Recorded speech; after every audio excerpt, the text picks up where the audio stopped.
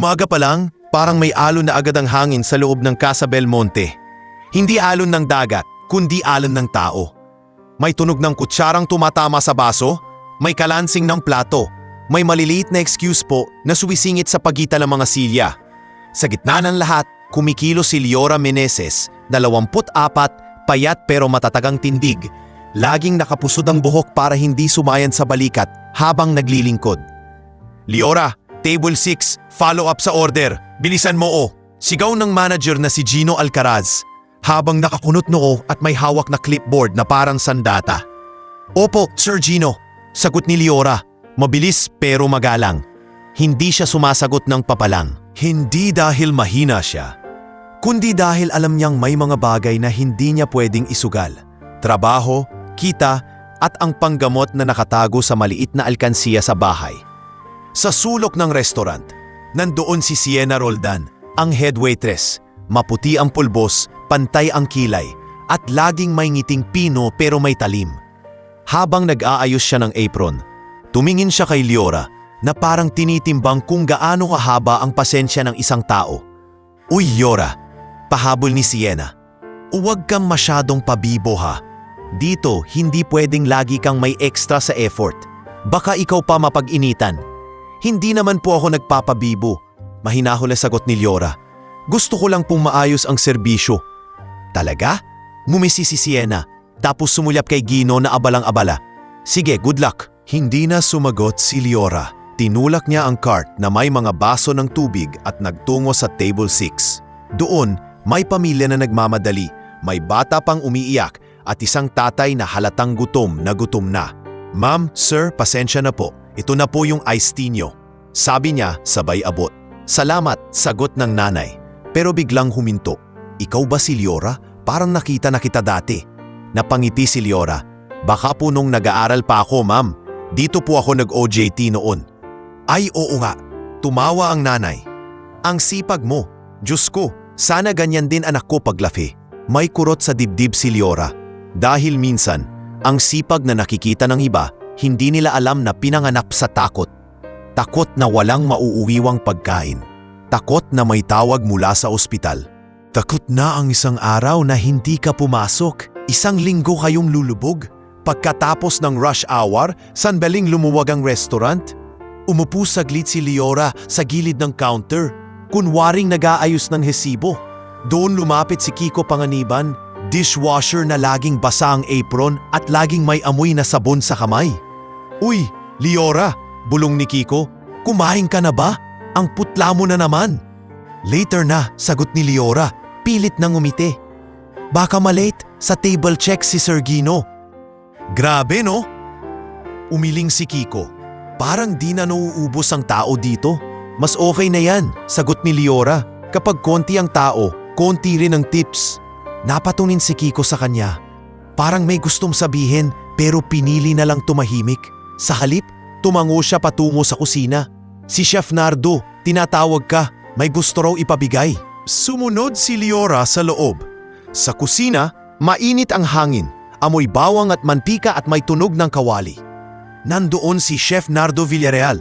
Medyo may edad na, makapal ang bigote at may boses na parang laging may utos pero may lambot sa dulo. O Liora, sabi ni Chef Nardo habang naglalagay ng garnish sa isang plato. Ito pang table 3. Pero ingat ka ha, si Sienna kanina pa nakatingin sa'yo. Opo chef, sagot ni Liora. Salamat po. Tsaka, huminto si Chef Nardo. Tiningnan siya ng diretsyo. Kung hindi ka pa kumakain, may staff meal dyan. Huwag kang puro trabaho, hindi ka robot. Napangiti si Liora, pero napalunok siya. Salamat o chef.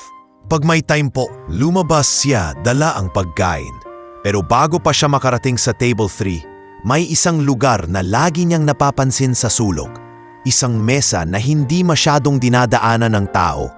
Hindi ito prime spot, hindi rin malapit sa aircon. Tahimik. Parang laging may kulang sa liwanag. Doon niya unang napansin ang matanda. Nakaupo si Mang Dario Ledesma, mga 70 na. Payat, halos lumulubog ang pisngi at may lumang relo sa pulso na halatang matagal ng kasama. Hindi siya namamalimos. Hindi rin siya maingay. Umuupo lang siya. nakatingin sa pintuan na parang may inaasahang dadaan. Isang beses nakita ni Liora na umorder ito ng kape. Plain, walang asukal. Pero halatang hindi sapat ang laman ng bulsa. Ang kamay niya minsan nanginginig habang hawak ang tasa. "Sir," narinig ni Liora ang boses ni Sienna sa likod niya. "Ayan na naman yung matanda. Nako, wag mo yang papansinin ha.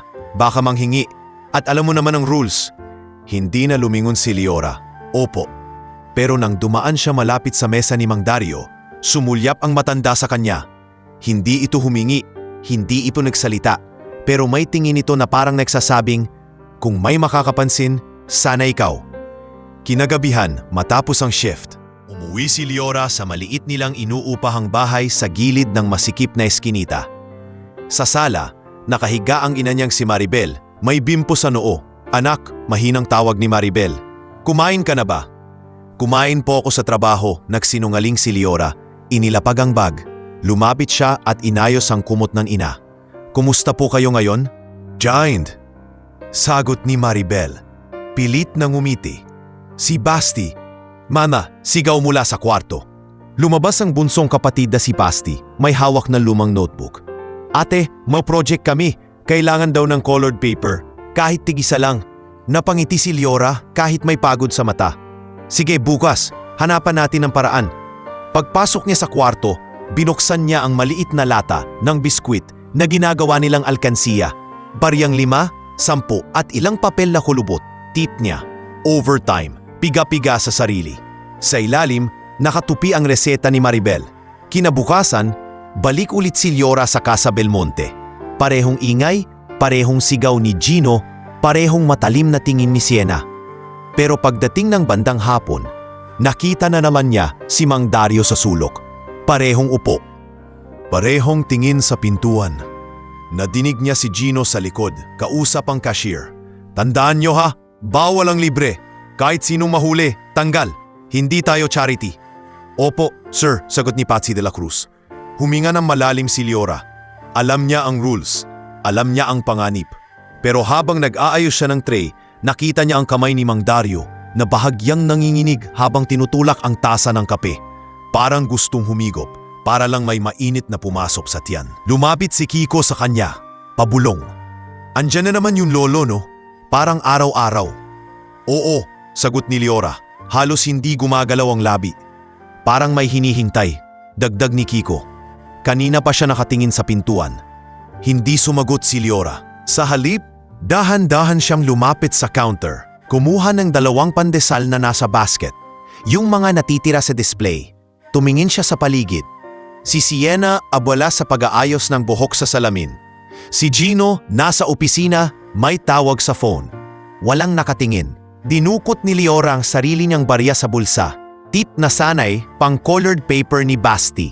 Kinuha niya rin ang maliit na mangkok ng mainit na sabaw na pang staff meal na hindi niya nakain kahapon. Lumapit siya sa mesa ni Mang Dario. Maingat, parang bawat hakbang may kasamang dasal. "Sir," mahinang sabi ni Liora, nakayuko para hindi masyadong halata. "Kain po kayo, mainit-init pa." Nagulat ang matanda. Tumingin siya kay Liora, tapos sa pandesal, tapos sa mangkok. Parang nahihiya, parang matagal nang hindi tinutulungan. "Ay, iha," paos na sabi ni Mang Dario. Hindi ko kaya." Ngumiti si Liora, nanginginig ang kamay pero matatag ang boses. "Okay lang po. Hindi po ito galing sa kanila, sa akin po." Sandaling natahimik ang matanda. Tapos dahan-dahan niyang inabot ang pandesal na parang alaalang matagal nang nawala. "Salamat," bulong niya, halos punit ang salita. Matagal na akong hindi nakakatikim ng ganito." Napikit sandali si Liora. Sa loob ng dibdib niya, may bigat na gumaan kahit kaunti. Hindi dahil nagpakabayani siya, kundi dahil may isang taong kahit saglit, hindi na kailangang maghintay habang gutom. At sa sulok ng mata niya, bago siya lumayo, napansin niyang nakatingin pa rin si Mang Dario sa pintuan. Pero ngayon, may kasama ng kaunting init sa mukha. Parang may dahilan na siyang bumalik bukas. Parang may dahilan na rin si Liora para ipagpatuloy ang isang tahimik na kabutihang hindi niya pa alam na babago sa takbo ng buhay nilang lahat. Kinabukasan, may kakaibang bigat sa hangin ng Casa Belmonte, hindi dahil kulang ang customers, kundi dahil parang mas tumalas ang mga mata ng mga tao.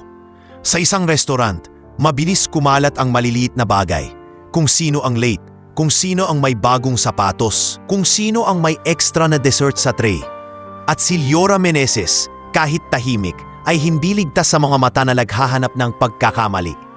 Habang nag-aayos siya ng mga kubyerto sa station, dumaan si Sienna Roldan na parang may nahuli ng sikreto kahit wala pa. Liora, tawag ni Sienna, sweet ang tono pero may tusok. Kanina, kumusta naman si special customer mo? Napahinto si Liora pero hindi siya tumingin ng matagal. Sino po? Yung lolo sa sulok, pabulong sabay ng ngisi. Araw-araw na yaaya na. Baka mapagkamalan kang may negosyo yan. Customer po siya, same lang po sa iba. Sagot ni Liora. Maingat ang boses. Hindi niya pwedeng ipakita ang kaba. Dahil sa mga katulad ni Sienna, ang kaba ay parang dugo sa pating. Aha? Pahabol ni Sienna. Basta ha, paalala lang. Dito sa Casa Belmonte, bawal ang pa-extra. Baka pag nagkataon, ikaw ang ie-extra palabas. Nang mawala si Sienna, lumapit si Kiko Panganiban na may dalang tray ng malinis na baso. Grabe yan, parang lagi kang tinatarget. Wala yan, bulong ni Liora. Kailangan lang maging maingat. Maingat ka nga, pero pag gusto ka talagang ipipitin ka, sabi ni Kiko, seryoso. Lalo na kung si Sir Gino nakikinig sa kanya. Hindi sumagot si Liora. Hindi niya kayang sabihing natatakot siya. Kasi kapag sinabi mo, parang pinayagan mong manalo ang takot. Bandang tanghali, dumating si Mang Dario Ledesma. Tahimik pa rin pero mas diretso na ang lakad. Umupo siya sa parehong mesa, sulok malayo sa aircon. Umorder siya ng plain coffee, gaya ng dati, at inilabas ang maliit na notebook na luma na ang cover. Hindi ito cellphone na nagva-vibrate. Notebook itong may bakas ng kamay at panahon. Lumapit si Liora para mag-abot ng menu kahit alam niyang kape lang ang kukunin nito. Sir, good afternoon po.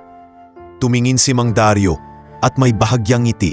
Hindi malaki, hindi mapilit. Parang salamat na hindi kailangang sabihin ng malakas. Good afternoon, Iha. Sagot niya paos pa rin. Kapilangan, yung dati. Opo, sabi ni Liora. Sandali lang po. Pagbalik niya na may kape, napansin niyang mas nanginginig ang kamay ni Mang Dario. Pero hindi dahil sa lamig, parang sa pagod. At habang inaayos niya ang tasa sa mesa, napansin niya rin ang relo nito. May gasgas sa strap, pero mukhang mamahalin dati. Parang may kwento na tinakpan ng dumi ng mga taon. Mainit po, sabi ni Liora. Salamat, sagot ni Mang Dario. Tapos biglang nagtanong, Iha, anong pangalan mo? Huminto si Liora. Liora po. Liora, ulit ni Mang Dario, parang tinitikman ng tunog. Magandang pangalan, parang ilaw. Natawa ng bahagya si Liora, pero may kurot. Salamat po. Nagkatinginan sila sandali. At bago siya umalis, narinig niya ang mahinang dagdag ng matanda. Pasensya na, kumistorbo ako dito. Hindi niya alam kung bakit, pero parang napiga ang dibdib niya. Hindi po kayo istorbo, sir. Customer po kayo. Pag alis niya, hindi niya napansing nakatingin sa kanila si Patsy de la Cruz sa cashier station. Hindi dahil masama si Patsy, kundi dahil normal sa tao ang magtaka. At sa likod ni Patsy, si Sienna, nakasandal, parang may bagong piraso ng impormasyon na ilalagay sa bulsa. Sa kusina, si Chef Nardo Villarreal ay naghiwa ng sibuyas habang nakikinig sa usapan ng mga staff. May lolo na araw-araw nandito, sabi ng isa. Oo, yung sa sulok, sagot ng busboy na si Jomer Ibay. Minsan parang wala siyang pera eh. Huwag niyong pag-usapan ng malakas. Singit ni Chef Nardo. Hindi nagagalit pero mabigat ang tono. Kung may tao na gutom, hindi chismis yan. Nang marinig ni Liora ang sinabi ni Chef Nardo, parang may kaunting lakas siyang nakuha. Pero kasabay nito, narinig din niya ang boses ni Gino Alcaraz mula sa opisina. Malakas, iritado. Patsy, pakidouble check yung inventory report ha?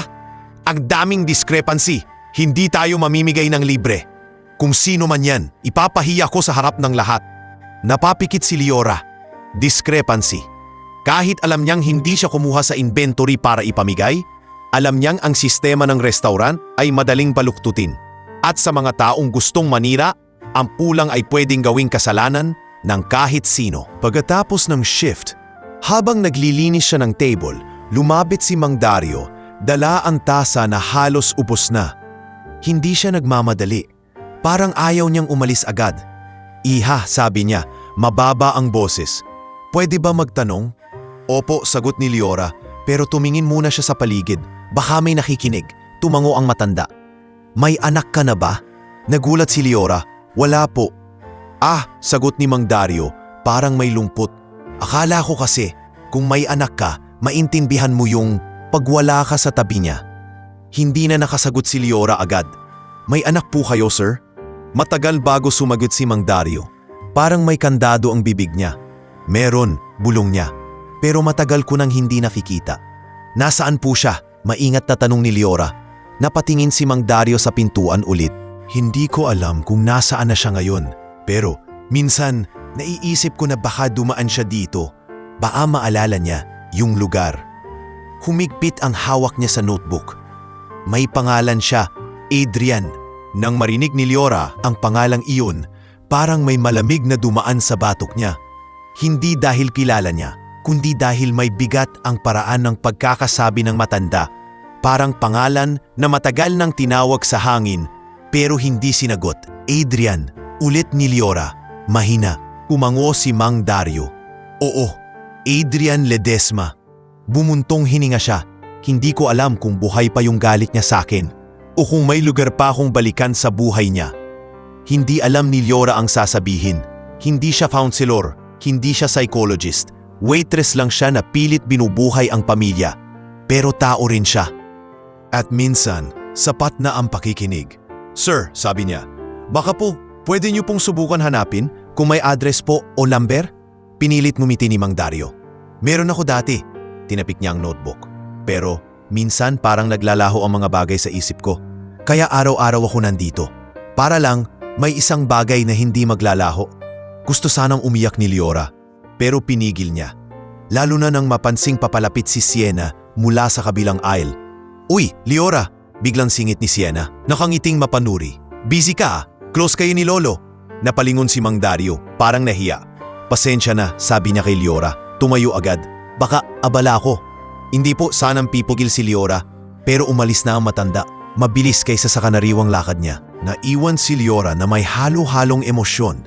Awa, kaba at inis. Hindi sa matanda, kundi sa mundong ginagawang kahina-hinala ang kabutihan. Pagkatapos, sa closing, tinawag sila ni Gino sa gitna.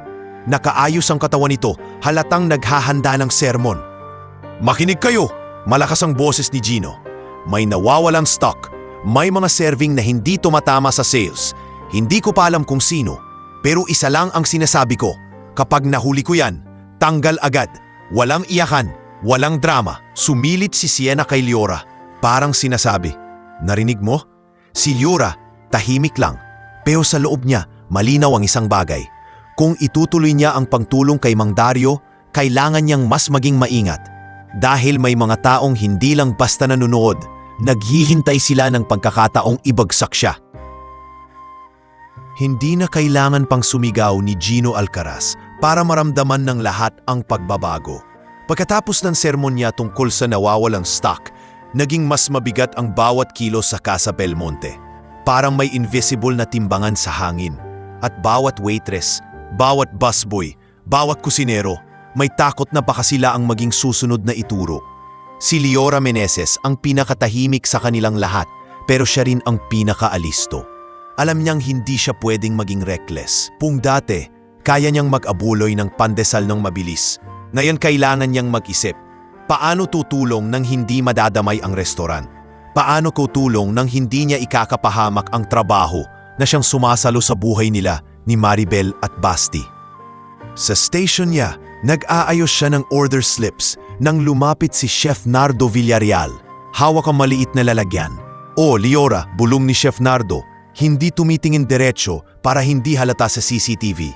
Ito, staff meal portion, hindi galing sa customer orders. Tanda, Para to sa staff, ha? Naintindihan agad ni Liora ang ibig sabihin. Chef, baka po. Makinig ka, putol ni Chef Nardo. Pero hindi galit. Kung gusto mong tumulong, gawin mo ng maayos. Huwag kang kumuha sa serving na pang-customer. Huwag ka ring magpapahuli.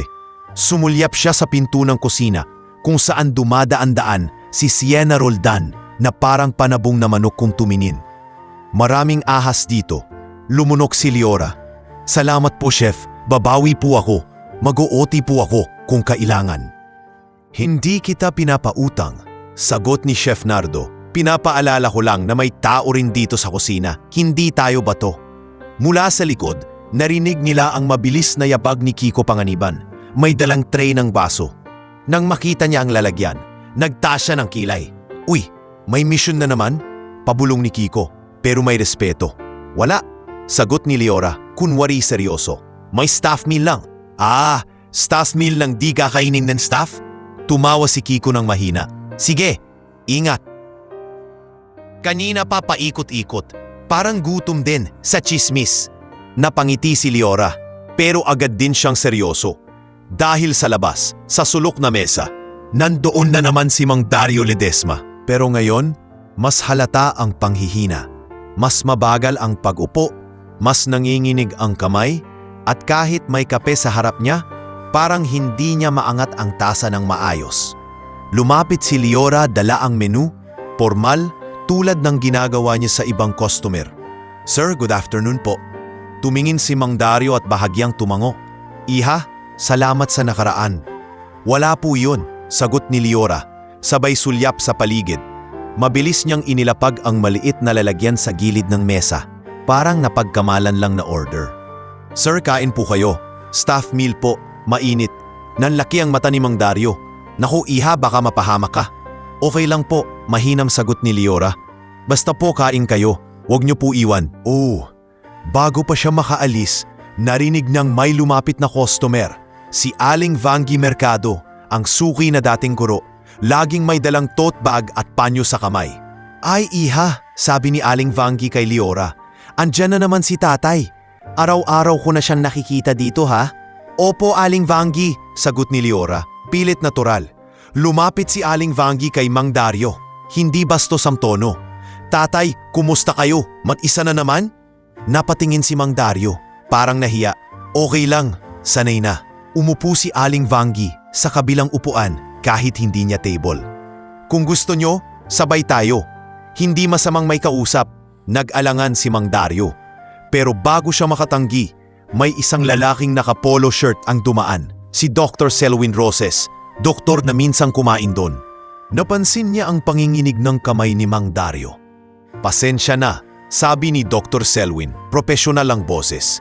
Sir, napapansin ko lang medyo nanginginig kamay nyo. Nakakasinom ba kayo ng tubig? Baka mababa ang sugar nyo o dehydrated. Minsan, sagot ni Mang Dario, tapos napakunot. Hindi ko na rin alam minsan. Nagkatinginan si Liora at Aling Vangie. Si Liora, kahit hindi niya trabaho ang medical, alam niyang delikado ang ganitong kalagayan. Sir, mahinang sabi ni Liora.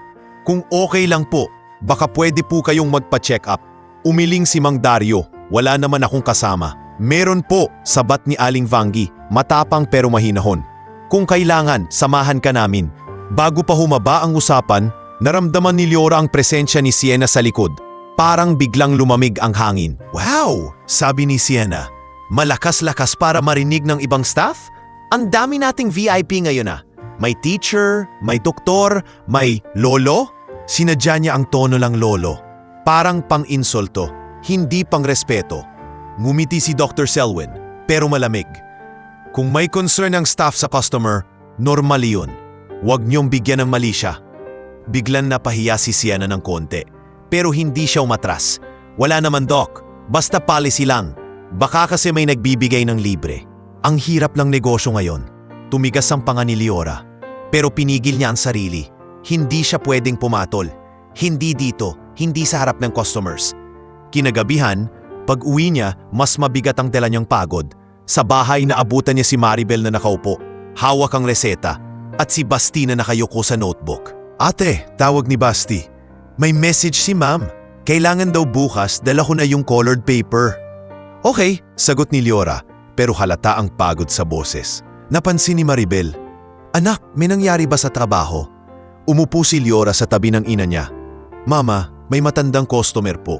Araw-araw bumabalik, halatang gutom, halatang may hinihintay. Tapos ngayon parang nanghihina na siya." Hinaplos ni Maribel ang kamay ng anak. "May tinulungan ka?" Tumango si Liora. "Konti lang po, sarili kong pera. Pero parang may bantay sa akin sa trabaho. Si Sienna, parang gusto akong ipahamak." Bumuntong hininga si Maribel.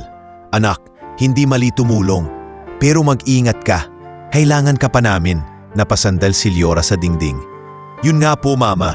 Gusto ko tumulong, pero natatakot ako. Baka matanggal ako." "Paano tayo?" Dumating si Basti, hawak ang notebook.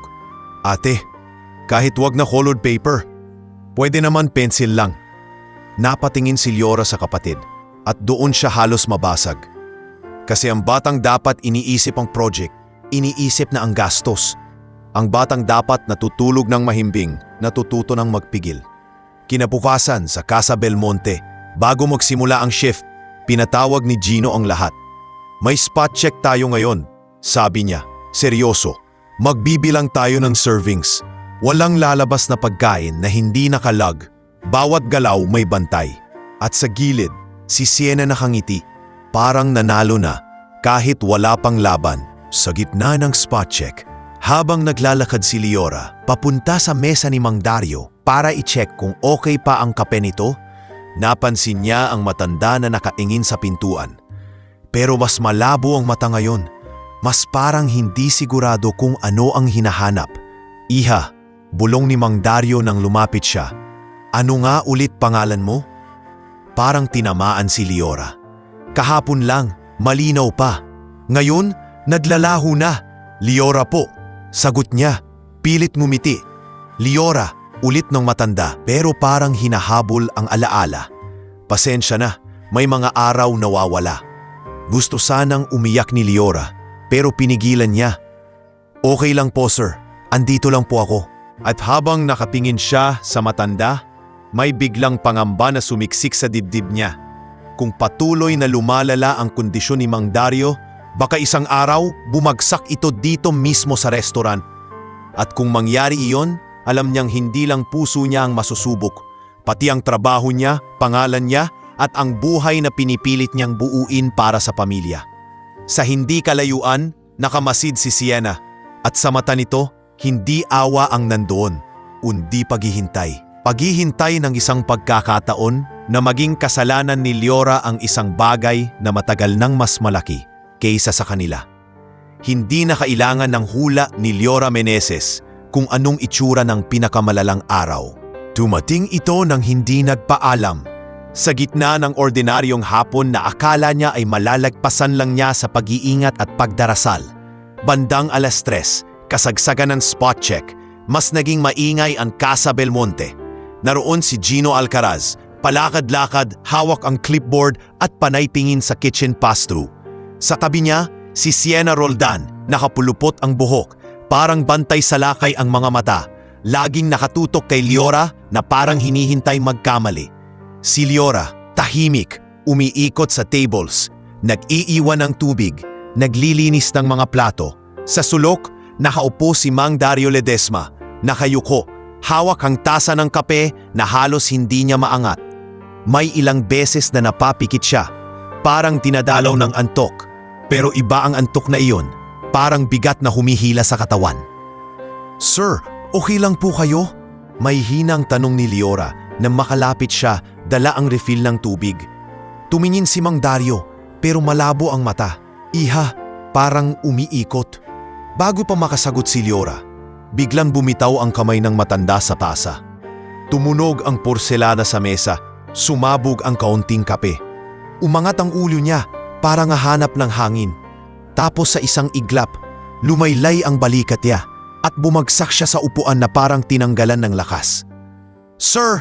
sigaw ni Liora, at bago pa niya maisip ang CCTV, ang trabaho, ang galit ni Gino, tumakbo na ang katawan niya. Nangyari na, bulong ni Sienna sa malayo. Halos hindi marinig, pero narinig ni Liora ang tono. Hindi takot, kundi parang eto na. Lumapit si Kiko panganiban. Bit-bit ang basang baso. Napamura. Ay, lolo! Tumawag kayo ng ambulance! Sigaw ni Liora. Nanginginig ang boses pero malinaw ang utos. Kiko, pakihingi ng tubig! Jomer, tawagin mo si Doc! Yung doktor na minsan kumakain dito. Nataranta si Jomer Ibay pero tumakbo. Si Patsy de la Cruz sa cashier, nanlaki ang mata. Si Chef Nardo, sumilip mula sa kusina, biglang pumiglas papalabas. Anong nangyayari? Boses ni Gino, malakas, na parang mas inis kaysa takot. Sir, nahimatay po si Mang Dario, sagot ni Liora habang sinusubukang iangat ang ulo ng matanda at tiyaking humihinga. Naaalala niya ang mga basic, airway, breathing, kahit hindi siya nurse. Kailangan po siyang isugod. Bakit nandito yan? Singhal ni Gino. At sa harap ng customers, nagmukha siyang walang puso. Sino ba yan? Bakit sa restaurant pa? Tao po yan. Sir, hindi na napigilan ni Liora pero agad siyang napatingin sa paligid. May mga customer na nakatingin, may mga teleponong naguunat. Dumating si Dr. Selwyn Roses. Hingal, dala ang maliit na kit na parang lagi niyang dala. Yumuko siya sa matanda, kinapang pulso. Low pulse, possible hypoglycemia o dehydration, mabilis niyang sabi. Kailangan ng ER. Nurse, sigaw ni Dr. Selwyn sa isang staff na nakatayo lang. Tawagin niyo ang ambulansya ngayon. Si Patsy, nanginginig ang kamay, tumawag. Si Kiko, nagdala ng tubig. Si Chef Nardo lumapit at inalis ang mga upuan sa daan para lumuwag. Sa loob ng ilang minuto, dumating ang ambulansya.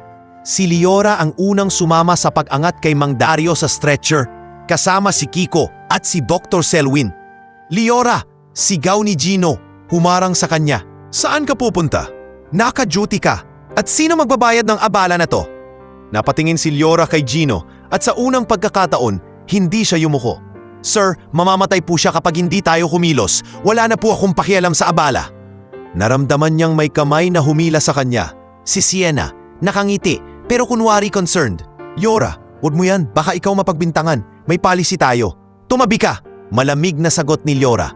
Tapos, sumama siya sa ambulansya. Sa loob ng sasakyan, umaalog. Maingay ang sirena. Si Mang Dario, nakapikit pero humihinga pa. Si Dr. Selwyn, naguutos sa paramedic. Si Kiko, namumutla sa takot. Liora, pabulong ni Kiko. Paano to? Wala naman tayong alam sa pamilya niya. Malalaman natin, sagot ni Liora. Pero kahit siya hindi sigurado. Basta, iligtas muna natin. Pagdating sa ospital, sinalubong sila ng mabilis na galaw ng mga nurse. Lumapit si Nurse Yana Fajardo. May suot na face mask at may matalim na focus sa mata. Anong case? Tanong ni Nurse Yana habang itinutulak ang stretcher. Senior male, collapse, low pulse, possible low sugar dehydration, sagot ni Dr. Selwyn. May kasama? May ID? Tanong ni Nurse Yana kay Liora. Napatingin si Liora kay Mang Dario, saka sa maliit na pulsa ng damit nito. Wala po akong nakita, pero may notebook po siya. Okay, sabi ni Nurse Yana. Dalhin niyo dito. Admission tayo. Ma'am, ikaw na kasama? Opo, sagot ni Liora, kahit alam niyang hindi siya pamilya. Ako po muna. Tiningnan siya ni Nurse Yana, parang tumitimbang kung may dapat pagdudahan. Pero sa halip na kontrabida, naging tao si Nurse Yana. Sige, huwag kang mag-alala. Gagawin namin lahat. Sa waiting area, dumating si Miss Lenora Banzon. Social worker, may folder na hawak. Ma'am, kailangan natin ng emergency contact. Kung wala, mahihirapan tayo sa proseso. Lumulok si Liora. Wala po akong number. Pero may sinasabi po siyang anak, Adrian Ledesma. Napatigil si Miss Lenora. Bahagyang napataas ang kilay. Adrian Ledesma? Opo, sagot ni Liora. Hindi ko kilala. Pero yun po ang pangalan. Okay, sabi ni Miss Lenora. Pero halatang naalarma. Tingnan natin sa records. Pero hindi tayo aasa agad. Kailangan nating hanapin sa notebook niya. Doon sa gitna ng pagod at kaba, binuksan ni Liora ang lumang notebook ni Mang Dario. Nanginginig ang kamay niya. Hindi lang dahil sa takot, kundi dahil pakiramdam niya. Binubuksan niya ang buhay ng isang taong hindi niya dapat pinakikialaman. Pero kung ito ang tanging paraan para mailigtas siya, gagawin niya. Sa loob may mga pahinang may sulat kamay, mga pangalan, mga address, mga numero na may buhit, mga petsang tila luma. May ilang pahina na napunit, may mga salita na parang binura. Nang lumipat siya sa isang pahina, tumigil ang paghinga niya sandali. Nakasulat doon ng paulit-ulit, Adrian Ledesma, at sa ilalim, isang address na parang luma. May pangalan ng isang state na ngayon. Hindi na niya sigurado kung buhay pa ang lugar. Sa tabi ng tangalan, may isang maikling linya. Dito siya babalik. Yan ang hinahanap niya. Mahina niyang sabi. Halos hindi lumalabas ang boses. Lumapit si Nersiana. May nahanap ka? Opo, sagot ni Leora. May pangalan at address, pero parang luma na. Tumango si Nersiana. Kahit luma, simula yan. Ibigay mo kay Miss Lenora. Iniabot ni Leora ang notebook kay Miss Lenora. At doon niya napansing may isang bagay pa. Sa likod ng notebook, may maliit na papel na nakatupi. Parang resibo o lumang calling card. Kinuha niya iyon, dahan-dahan, at binuksan. Hindi niya maintindihan agad. Pero may logo, isang building silhouette, at may pangalan ng kumpanya na hindi pamilyar. Sa ilalim, may nakasulat, Ledesma Holdings. Nang makita ni Dr. Selwyn ang card, napabuntong hininga siya. Hindi yan basta-basta. Ledesma, may narinig na akong ganyang apelyido sa business circles. Napalunok si Leora. Ibig sabihin, may kaya siya? Posible, sagot ni Dr. Selwyn. O posible ring dati. Pero kung may anak siyang Adrian at kung totoo na connected siya sa malaking pangalan, mas lalong kailangan natin siyang makontak. Habang abala sila sa paghahanap ng contact, pumasok si Miss Lenora sa opisina para mag-check ng database. Naiwan si Leora sa waiting area, nakaupo. Hawak ang sarili niyang kamay para hindi manginig. At sa pagitan ng katahimikan ng ospital at ingay ng ER, pumasok sa isip niya ang Casa Belmonte. Si Gino, si Sienna, ang CCTV, ang spot check. Alam niyang pagbalik niya, may katapat ang ginawa niyang pag-alis. Pero habang naririnig niya ang mga gulong ng stretcher sa hallway at ang boses ng mga nurse, may isang bagay na mas malinaw kaysa takot. Kung hindi niya sinamahan si Mang Dario, baka wala na ito ngayon. Makalipas ang ilang oras, lumabas si Nurse Yana. Napagod ang mata pero maayos ang tono. Stable na siya, naka-IV, pero kailangan pa ng tests. Napatayo si Leora. Okay po ba siya?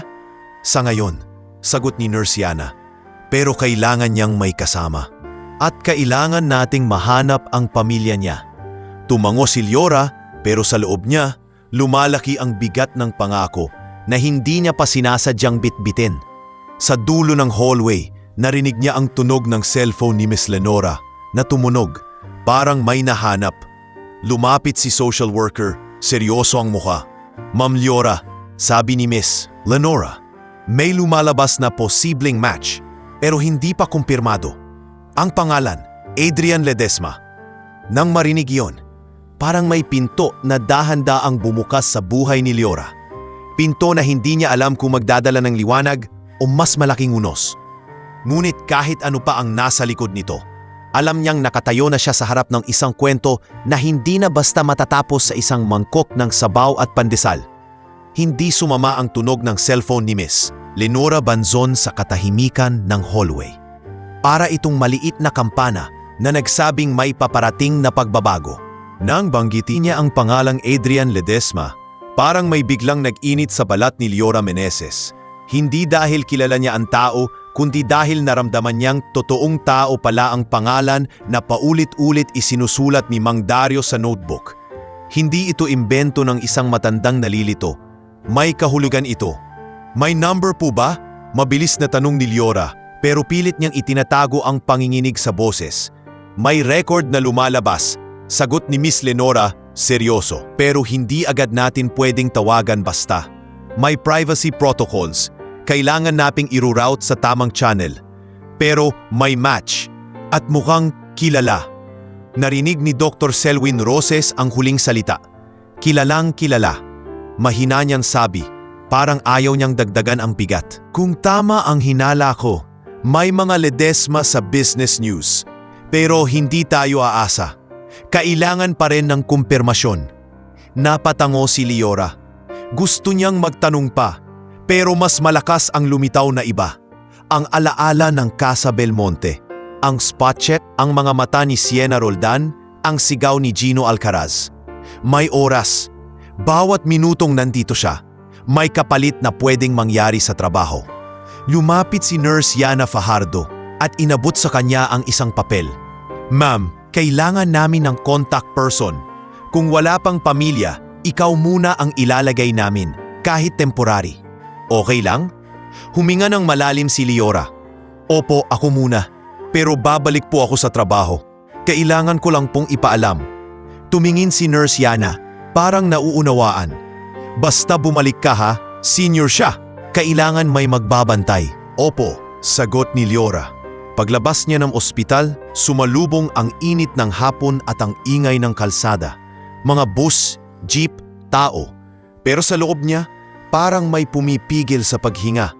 Nagmadali siyang sumakay ng jeep pabalik sa Casa Belmonte. Hawak ang bag na parang may bato sa loob. Pagdating niya, hindi na siya sinalubong ng normal na ingay ng restaurant. Sinalubong siya ng tensyon. Sa gitna ng dining area, nakatayo si Gino Alcaraz. May hawak na papel. Katabi niya si Sienna, nakapamewang. At sa paligid, nakasilip ang mga staff. Si Patsy, si Jomer, pati si Kiko na halatang gusto siyang tulungan. Pero hindi alam paano. Eto na, malakas na sabi ni Gino nang makita siya. Bumalik ka rin pala. Sir, hingal ni Liora. Pasensya na po. Emergency po kasi. Emergency? Singhal ni Gino. Emergency ba ang umalis ka nang walang paalam? Emergency ba ang magpa-eskandalo sa restaurant ko? Nakita mo ba kung ilang customer ang umalis? Ilang tao ang nagvi-video? Anong reputasyon natin? Sir, nahimatay po siya, pilit ni Liora. Hindi ko problema kung nahimatay siya, biglang sigaw ni Gino. At may ilang customer sa malapit na table ang napalingon. Ang problema, empleyado ka dito. May rules, may protocol. Sa gilid si Sienna ngumisi. Sir, sinabi ko po sa inyo laging may special si Liora. Ayan tuloy, nadamay tayo. Nanikip ang kamao ni Liora. Hindi po yan special, tao po yun. Tao? Lahat ng customer tao, sagot ni Gino, sabay turo sa papel. O heto, memo. Inventory discrepancy. May nawawalang servings dito mga nakaraang araw at may witness na nakita kang may ipinapasa na pagkain sa matanda. Witness? Napalingon si Liora at nakita niya si Sienna na parang nag-aabang ng palakpak. Sir, mahinang sabat ni Kiko, hindi na nakatiis. Hindi po siya kumukuha sa customer serving. Sarili niyang pera minsan tapos, tumahimik ka Kiko, sigaw ni Gino. Hindi ikaw ang tinatanong. Lumapit si Chef Nardo mula sa kusina. May mantika pa ang kamay. Gino, mabigat ang boses. Kung may discrepancy, ayusin mo yung sistema. Huwag mong ipapako ang bata ng walang ebidensya. Chef, huwag kang makialam, sagot ni Gino. Pero halatang nabigla. Trabaho mo kusina, trabaho ko management. Tungkulin ng tao ang maging tao, sagot ni Chef Nardo diretso. At may tao kang gustong sisihin. Sumingit si Sienna, mabilis. Chef, respeto po, pero rules are rules. Baka naman ginagamit ni Liora ang kabaitan para magmukhang hero. Hindi la kailangan magmukhang hero, biglang sabi ni Aling Vangie Mercado mula sa isang table. Hindi pala siya umalis, naroon siya nakatingin. Kung may hero dito, siya yun. Kasi kung hindi niya tinulungan si tatay, baka patay na ngayon. Tahimik ang ilang segundo. Si Gino napapikit na parang iniipit ang galit niya. Ay customer, pilit niyang ngumiti. Pasensya na po. Pero internal matter. Internal matter ang buhay ng tao, balik ni Aling Vangie, matalim. Nilingon ni Gino si Liora. Teka, saan ka nang galing? Ospital? Sino nagsabing ikaw ang sasama? Sino ka ba sa matanda? Walang agad masigot si Liora dahil ang totoo, wala siyang karapatan sa papel. Pero may karapatan siya sa konsensya. Wala po akong relasyon, sagot niya sa wakas. Pero wala rin po siyang kasama. Hindi ko po kayang iwan. Yan ang problema, singhal ni Gino. Emosyonal ka, dito negosyo ito. Hindi tayo charity. At ngayon, dahil sa kabaitan mo, nasira ang shift, nasira ang flow, at nadagdagan ng issue sa stock. Naramdaman ni Liora ang init sa mata niya, pero pinigilan niya ang luha. Hindi siya iiyak dito. Hindi sa harap ni Sienna. Sir, nanginginig ang boses niya pero matatag. Kung tatanggalin niyo po ako dahil tinulungan ko ang matanda, tatanggapin ko po. Pero hindi niyo po pwedeng sabihing mali ang ginawa ko. Ngumisi si Sienna, halos hindi na maitago. Parang iyon ang hinihintay niyang linya. Hindi ko kailangan ng lecture, sagot ni Gino. At hindi ko kailangan ng empleyadong sumusuway. Inilapag niya ang memo sa counter at itinulak papunta kay Liora. Pirmahan mo. Acknowledgement. Final warning. Tiningnan ni Liora ang papel. Sa mga salitang unauthorized giving at policy violation, parang sinasabing krimen ang kabutihan. Nanginginig ang kamay niya, hindi sa takot, kundi sa insulto. Hindi po ako magnanakaw, mahinang sabi niya. Hindi ko sinabing magnanakaw ka. Sagot ni Gino pero ang tono niya parang yun na rin. Pero may nawawala. At ikaw ang common factor. Tumayo si Chef Nardo sa gilid. Halos gustong sumabog. Gino, Chef tama na. Putol ni Gino. Kung ayaw mo, ikaw din ang idadamay ko. Sa puntong yon, si Kiko napayuko. Si Jomer, imiwas ng tingin. Si Patsy, parang gustong umiyak dahil alam niyang may mali. Pero takot din siya mawalan ng trabaho. At si Liora, nakatayo sa gitna. Parang isang tao na hinubaran sa harap ng lahat. Pinirmahan niya ang papel, hindi dahil sang-ayon siya, kundi dahil wala siyang ibang armas. Pagkatapos, tumingin siya kay Gino. Sir, sabi niya, pwede po ba akong umalis ng maaga? Kailangan ko pong bumalik sa ospital. Wala po siyang bantay. Tumawa si Gino, hindi masaya. Oh, tingnan mo, may matanda ka na namang uunahin. Sir, tao po kasi. Enough, singhal ni Gino. Lumabas ka. Pero tandaan mo Liora, isang mali mo pa, tapos ka dito. Lumabas si Liora ng restaurant na parang may humihila sa sikmura niya. Sa labas, sumalubong ang gabi at ilaw ng kalsada. Kinuha niya ang cellphone at tinawagan ang bahay. Mama, sabi niya nang sagutin ni Maribel, may problema po sa trabaho. Anong nangyari anak? Agad na tanong ni Maribel. Huminga si Liora. May matanda po. Dinala ko sa ospital. Nahimatay. Tapos pinagmumukha nila akong may kasalanan. Binigyan ako ng final warning. Tahimik si Maribel sa kabilang linya. Tapos mahina niyang sabi, Anak, kumain ka na ba? Napapikit si Liora. Sa gitna ng lahat, galit ni Gino, ngisi ni Sienna, takot ng mga katrabaho. Ang tanong ng ina niya ang tumama. Hindi sino ang may kasalanan, kundi kumain ka na ba? Dahil iyon ang mundo nila. Kahit gumuho ang araw, kailangan mo pa ring huminga at mabuhay. Hindi pa po, sagot ni Liora, halos pabulong. Umuwi ka saglit, sabi ni Maribel. Magpahinga ka, tapos bumalik ka sa ospital. Huwag mong pabayaan yung matanda at huwag mo ring pabayaan ang sarili mo. Sa pagpatay ni Liora ng tawag, tumingala siya sa langit na mabilim at maulap.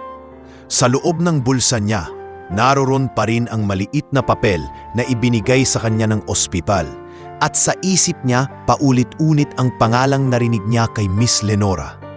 Adrian Ledesma. Hindi pa niya alam kung sino ito o kung gaano kalaki ang mundo nitong papasok sa buhay niya. Pero malinaw ang isang bagay.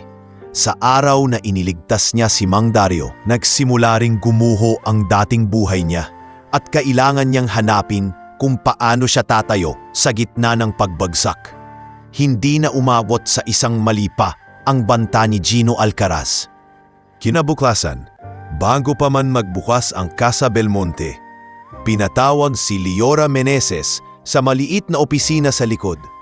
Yung amoy papel, lumang aircon, at kape na laging sunog ang timpla.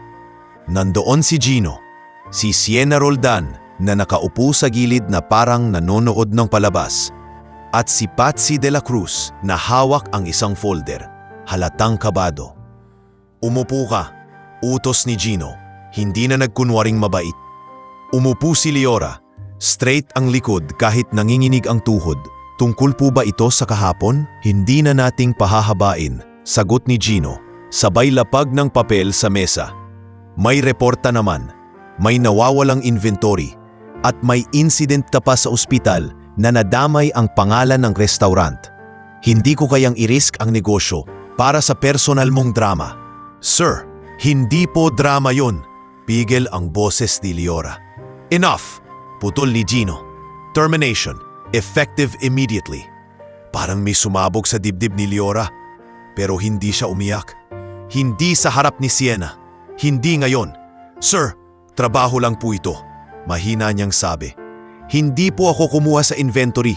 At yung matanda, wala akong pakialam sa matanda, singhal ni Gino. At wag mo nang idamay ang mga tao dito. Pirmahan mo. Clearance. Tumayo si Liora. Dahan-dahan. Tiningnan niya si Sienna at nakita niya ang ngiting hindi man lang tinago. Congrats! Bulog ni Sienna. Sapat lang para marinig.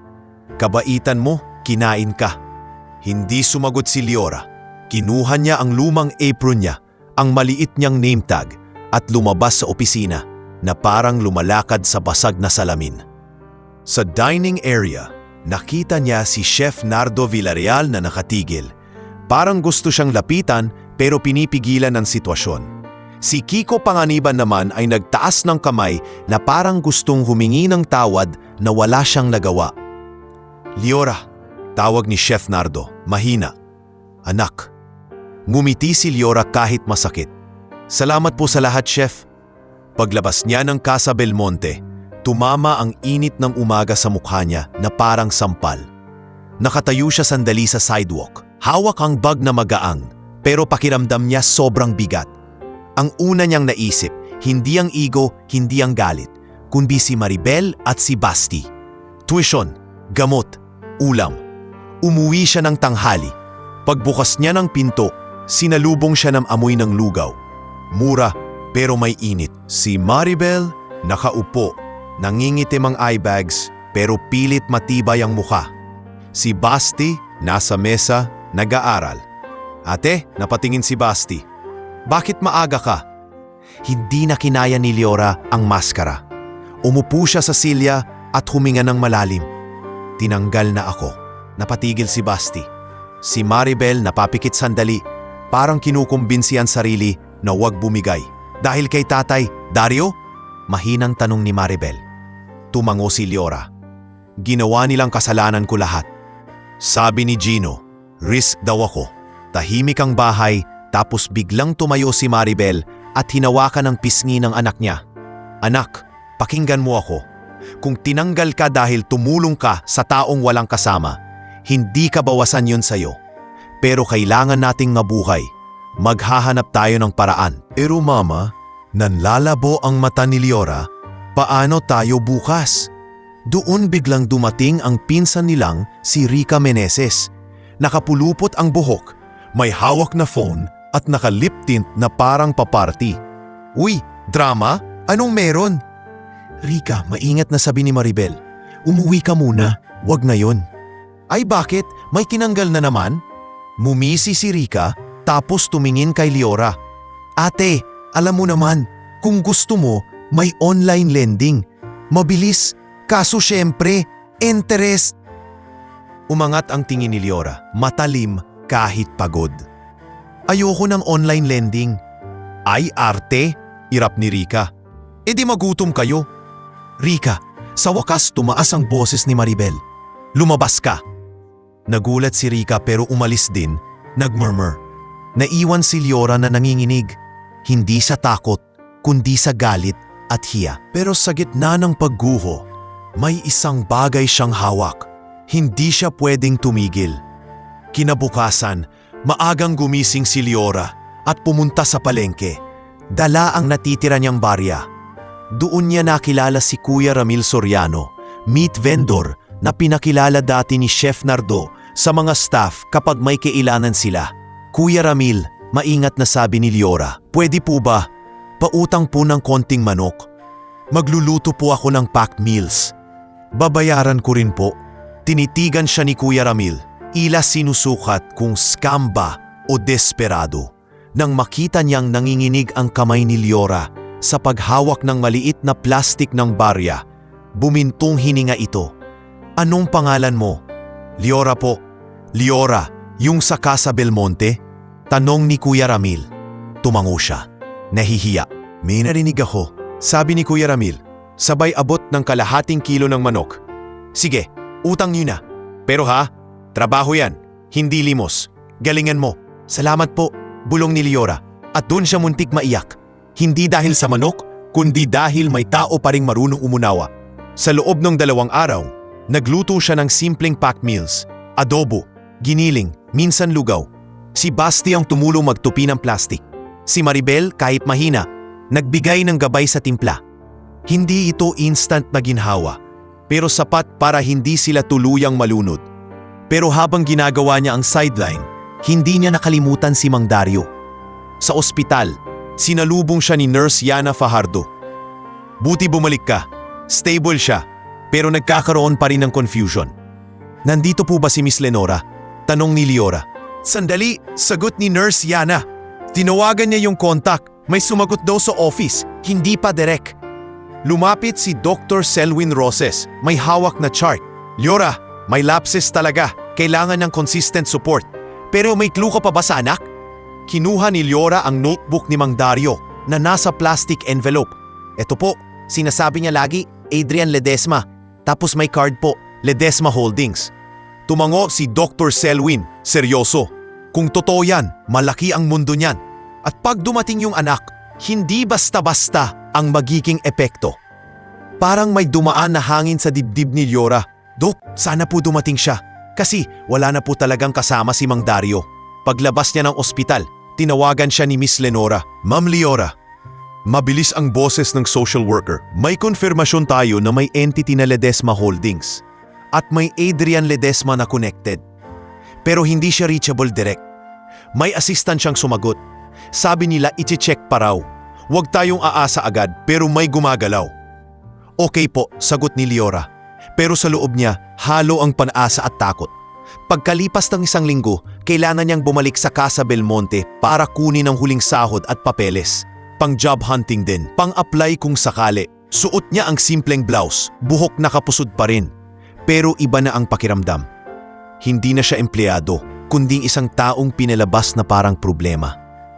Pagpasok niya sa restaurant, sinalubong siya ni Patsy, alanganin ang ngipi. Liora, andito ka? Kukunin ko lang yung last pay, mahinang sagot niya. Bago pa siya makarating sa opisina, biglang nag-iba ang tunog ng paligid. May huminto sa labas. Sunod-sunod. Hindi tricycle, hindi jeep. Malalalim na makina. May mga taong tumayo sa bintana. Pumasok ang 2 lalaking nakaitim na polo. May earpiece. Kasunod, isang babae na maayos ang suit. May tablet sa kamay. Maya Cordon, assistant. At sa tabi niya, matangkad na lalaking malamig ang tingin. Kilas sanay na hindi tinatanggihan. Adrian Ledesma. Sa likod, ang security head na si Rex Sangalang na naatingin sa bawat sulok. Parang huminto ang oras. Where's my father? Malamig na tanong ni Adrian. Diretso kay Gino na biglang lumabas sa opisina. Pawis na pawis at pilit na kangiti. Si Sir, welcome po sa Casa Belmonte. Nauutan si Gino. Father niyo po ba? Don't play dumb, sagot ni Adrian. A man named Dario Ledesma. He's been seen here, daily. Napatingin si Gino kay Sienna. At si Sienna naman ay mabilis lumingon kay Liora. Parang may bagong bala. Sir Adrian, singit ni Sienna, pasweet, may matanda po. Pero, putol ni Adrian tumingin sa kanya na parang kayang durugin ang lakas ng loob ng sinumang sinungaling. Lumunok si Sienna. Nadala po siya sa ospital. Nagka-insidente po dito. Anong ospital? Mabilis na tanong ni Maya, fingers ready sa tablet. Nang magsimulang sumagot si Gino, naramdaman ni Liora na parang umiinit ang paligid. Dahil alam niyang sa susunod na mga minuto, may pipilit na maghugas kamay. May magtuturo. At sa mga matang tulad ni Sienna, si Liora ang pinakamadaling itulak sa bangin. Tumingin si Adrian sa paligid. Mga mesa, mga staff, mga nakatitig na customer. Tapos biglang tumigil ang tingin niya kay Liora. Who are you? Tanong niya. Hindi malakas, pero sapat para manahimik ang buong restaurant. Hindi sumagot agad si Liora. Hindi dahil takot siya, kundi dahil ramdam niyang sa tanong na iyon. Hindi lang pangalan niya ang hihingin. Pati kung anong klase siyang tao. Pati kung ano ang papel niya sa buhay ng isang matandang araw-araw na naghihintay sa pintuan. Sa tanong ni Adrian Ledesma, tila lumiit ang Casa Belmonte. Ang mga tunog na dati normal, kalansing ng plato, murmur ng customers, huni ng aircon, biglang naging malayo. Parang tinakpan ng isang makapal na kumot ng tensyon. Nakatitig ang mga tao kay Liora Meneses. Nahawak pa ang sobre na dapat sana'y huling sahod niya. Pero ngayon, parang ebidensya na lang ng isang buhay na tinanggalan ng karapatan. "Who are you?" ulit ni Adrian. Mas mababa ang boses, mas malamig. Huminga ng malalim si Leora. Hindi siya marunong humarap sa mga taong may ganitong aura. Yung tipong kahit hindi sumigaw, ramdam mong may kapangyarihan. Pero natutunan niyang tumayo sa gitna ng hiya. Dahil kung hindi siya magsasalita, may magsasalita para sa kanya. At alam niyang hindi iyon magiging totoo. "Ako po si Leora Meneses," sagot niya sa Tagalog. Maingat pero diretsyo. "Dati po akong waitress dito." "Dati?" Sumingit si Maya Cordon, ang assistant. Mabilis ang tingin sa tablet. "Terminated?" Nagkibit balikat si Gino Alcaraz. Pilit ngumiti. "Ah, yes, ma'am. Internal HR matter. May policy violations kasi." "Stop!" Putol ni Adrian. Nakatingin pa rin kay Leora. "You know my father?" Hindi alam ni Leora kung paano masasagutin nang hindi magmukhang nagmamalaki. "Kilalang kilala ko po siya. Kasi araw-araw po siyang nandito. Tahimik lang, umuupo sa sulok, at madalas gutom." Napasinghap ang ilang customer. Si Aling Vangie Mercado na naroon pa rin, napailing na parang matagal nang hinihintay ang araw na ito. Sa gilid, namutla si Sienna pero pilit ang ngiti, parang handang sumingit anumang oras. "Gutom?" Ulit ni Adrian, dahan-dahan. "My father was hungry?" Sumingit si Gino, mabilis. "Sir Adrian, pasensya na po, pero hindi naman po namin pinabayaan." "Did I ask you?" Isang tingin lang ni Adrian. Tumahimik si Gino. Sa likod, si Rex Sangalang, security head, ay umusog ng kaunti, parang nagbabantay kung may gagawa ng kalokohan. Tiningnan ulit ni Adrian si Leora. "Where is he now?" "Nasa ospital po," sagot ni Leora. "Nahimatay po siya dito, kaya po siya naisugod." "Anong ospital?" tanong ni Maya, mabilis mag-type. Bago pa makasagot si Leora, sumingit si Sienna. Pasweet ang tono. "Ma'am, sir, actually po, nagkaroon po ng incident dahil kay Leora. Siya po yung laging nagbibigay ng libre sa matanda, kaya po." "Enough!" Malamig na putol ni Adrian kay Sienna, hindi man lang tumingin ng matagal. Tapos, bumaling kay Maya. "Get the CCTV footage, now." Nataranta si Gino. "Sir, about that, private property po yung CCTV. Need po ng proper request." Lumapit si Maya, kalmado pero matigas. "We can do this the easy way. Or we can do it through legal. Choose." Nang marinig ang salitang legal, biglang sumulpot mula sa pinto ang lalaking nakabarong at may folder. Si Attorney Lamberto Quijano, owner's representative, na tila tinawag agad ni Gino para sumalo. "Good afternoon," sabi ni Attorney Lamberto, maayos ang tono. "Ano pong nangyayari dito?" Hindi agad sumagot si Adrian. Sa halip, tumingin siya sa paligid, parang binabasa ang buong eksena. Kung sino ang takot, kung sino ang guilty, kung sino ang nagsasabi ng totoo. "A man collapsed here," sabi ni Adrian tuwid. "That man is my father. I want the footage, and I want to know why an employee was terminated after helping a senior citizen." Napalunok si Attorney Lamberto. "Sir, of course, we can cooperate." "Then cooperate," putol ni Adrian. "No speeches." Sa puntong iyon, lumapit si Chef Nardo Villarreal mula sa kusina. Hindi siya sanay sa ganitong klase ng bisita, pero sanay siya sa tama at mali. "Sir," sabi ni Chef Nardo kay Adrian, "kung gusto niyong malaman ng totoo, tanungin niyo po ang staff, hindi lang manager." Tumingin si Adrian kay Chef Nardo, bahagyang nagtaas ng kilay. "Name? Chef Nardo Villarreal," sagot nito.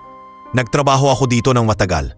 At nakita ko kung paano tumulong si Leora, hindi para magbasikat, kundi para hindi may mamatay sa gutom." Bago pa sumingit si Gino, biglang nagsalita si Kiko Panganiban. Nanginginig pero pinili ang tapang. "Sir, ako po si Kiko. Dishwasher. Si Leora po. Minsan sariling tip niya yung ginagamit. Hindi siya kumuuha sa customer serving. At yung staff meal, minsan po, pinapahiram ni chef ng porsyon para sa matanda." "Chef!" sigaw ni Gino, gusto nang pumutok. "Hindi mo pwedeng aminin yan. Policy violation yan." "Kung policy ang dahilan para hindi tumulong sa gutom, may mali sa policy," sagot ni Chef Nardo, diretso. Si Adrian hindi kumikibo, pero kitang-kita sa panga niya ang higpit. Si Maya nagtatype at si Rex nakamasid sa paligid. Sa isang sulok si Patsy halos maiyak pero pinipilit manatiling maayos. CCTV, utos ni Maya kay Gino. Now, wala nang magawa si Gino kundi maglakad papunta sa office. Sumunod si Maya at Rex. Sumama rin si Ate Lamberto. Halatang gusto niyang kontrolin ang usapan. Naiwan sa dining area si Adrian. Nakatayo sa gitna na parang hukom sa isang lumang korte. At doon, biglang sumabog ang lakas ng loob ni Aling Vanghi Mercado. Tumayo siya sa mesa, hawak ang tote bag. Sir Adrian, tawag niya. Ako po si Vanghi, suki ako dito. Araw-araw kong nakikita yung tatay niyo. Hindi siya namamalimos ha, tahimik lang siya. Pero halatang may hinihintay siya sa pintuan, parang may hinahanap. Napatingin si Adrian, bahagyang nagbago ang mata. He was waiting? Opo, sagot ni Aling Vanghi. At si Leora palaging maingat. Minsan, hindi ko man nakikita mismo ang pag-abot, pero nakikita ko ang respeto niya. Hindi niya ginawa yon para may kapalit. Leora, nakatayo lang, nanginginig ang daliri sa hawak na sobre. Hindi siya nagsasalita pa. Kasi natatakot siyang kapag nagsalita ng sobra, magmukha siyang nagdadrama. Pero sa loob niya, lumalaki ang isang bagay. Hindi na niya kailangang ipagtanggol ang sarili mag-isa. Pagkalipas ng ilang minuto, bumalik si Maya hawak ang tablet. We have footage from the past week, sabi niya kay Adrian. And tumingin siya kay Attorney Lamberto. There are anomalies in inventory logging. Namutla si Sienna. Anomalies? Bumukas ang video sa tablet. Naka-zoom sa sulok na mesa. Makikita si Mang Dario. Makikita si Leora na lumalapit. Maingat, hindi patago sa paraan ng magnanakaw, kundi patago sa paraan ng taong takot maparusahan dahil tumutulong. Tapos lumipat ang footage sa kusina. May moment na makikitang si Sienna ang naglalagay ng isang portion sa plastic, tapos inilalagay sa bag niya. Hindi para kay Mang Dario, para sa sarili. May isa pang clip na makikitang may sinasabi si Sienna kay Patsy sa cashier habang nakaturo sa inventory sheet, parang may inuutos. Pause, sabi ni Adrian. Humigpit ang hangin, lahat nakatingin. Zoom in, utos ni Adrian. Lumapit si Maya, pinakita ang frame. Si Sienna, may hawak na pen, binabago ang numero sa log sheet. Habang si Patsy, takot, nakatingin lang. How is that possible? Nauutal si Gino. Pawis ang noo. Hindi sumagot si Maya. We'll export this and we'll need the hard drive. Sumigaw si Sienna. Nanginginig ang boses. Sir, hindi po yan. Editing yan. Baka si Leora ang... Hindi na siya pinatapos ni Adrian. You're accusing her while you're on camera, stealing and tampering logs. Napaupo si Sienna sa pinakamalapit na upuan. Parang nawalan ng buto. Si Gino parang biglang nawala ang tapang, naghanap ng masisisi. Sir Adrian, pilit na sabi ni Gino. Hindi ko po alam yan. Head waitress ko po siya. Nagtiwala lang ako. You trusted the wrong person. Malamig na sagot ni Adrian. Tapos tumingin siya kay Leora. And you were terminated for helping? Napalunok si Leora. Opo, tumango si Adrian. Parang pinipigilan ng galit. Get your paperwork, sabi niya kay Maya. And call the hospital. I'm going there. Bago siya umalis, tumingin siya ulit kay Leora. Come with us. Namilog ang mata ni Leora. Sir, wala na po akong trabaho dito. Hindi ngumiti si Adrian, pero may bigat ang boses na parang desisyon. You have a job if you want it. But first, we find my father. Sa sandaling iyon, bumaligtad ang mundo ni Leora. Ang restaurant na nagpabagsak sa kanya, naging lugar ng paghuhukom. Ang mga mata ni Sienna, na dati mayabang, ngayon ay puno ng takot. At si Gino, na dati sigaw lang ang puhunan, ngayon ay tahimik na parang batang nahuli. Habang naglalakad si Adrian palabas, kasama si Maya at Rex, iniwan niyang nakatayo si Leora sa gitna. Hindi na bilang sinisisi, kundi bilang taong pinatunayan ng katotohanan.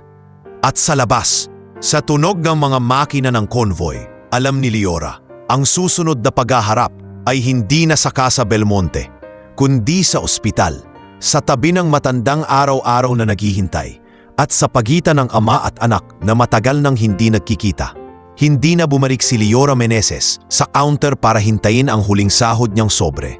Sumabay siya sa paglabas ng convoy, hindi dahil gusto niyang mapabilang sa mga taong may kapangyarihan, kundi dahil may isang matandang nasa ospital na halos wala ng kakapitan. Sa loob ng sasakyan, tahimik si Adrian Ledesma. Hindi siya yung tipong nagtatanong ng paulit-ulit o nagbubuhos ng emosyon sa harap ng iba.